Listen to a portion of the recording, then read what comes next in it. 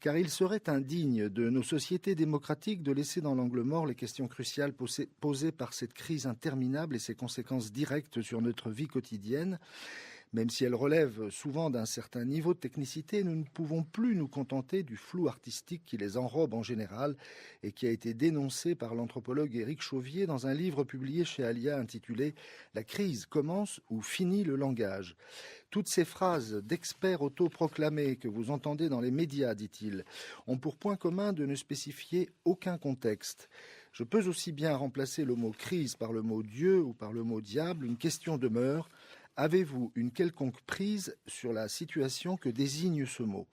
Évoquant une de ces phrases décontextualisées qui flottent dans l'air du temps, comme celle-ci, la crise du système est devenue une crise de confiance, il se demande comment on peut projeter dans ce système, comment on peut se projeter dans ce système et comprendre à partir d'une telle formulation les liens réels qui le relient à l'existence concrète.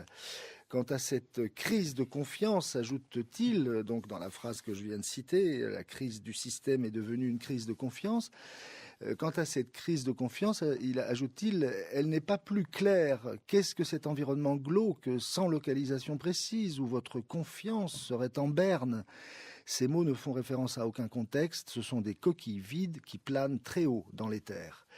Si l'on envisage les conditions de possibilité d'un débat public, peut-être faudrait-il commencer, sur la piste indiquée par Éric Chauvier, par mener la critique en termes de pragmatique du langage, notamment de ces formules creuses qui ont pour but de nous endormir et de nous manipuler. Dans sa livraison de décembre 2009, la revue Communication et Langage avait d'ailleurs consacré un dossier au décryptage de la langue médiatique autour de la notion de crise, sous le titre « Écrire la crise ». Sans pour autant nier l'existence des questions économiques et sociales, les coordonnateurs du dossier, Caroline de Montely et Emmanuel Souchier, insistaient sur le caractère performatif du vocable « crise » qu'il suffit d'invoquer pour la faire advenir. Désignant la forme paradoxale de catharsis qu'elle déclenche, ils évoquaient la notion empruntée à Roland Barthes d'acatalepsie, du grec akatalepto, qui signifie « je ne comprends pas ».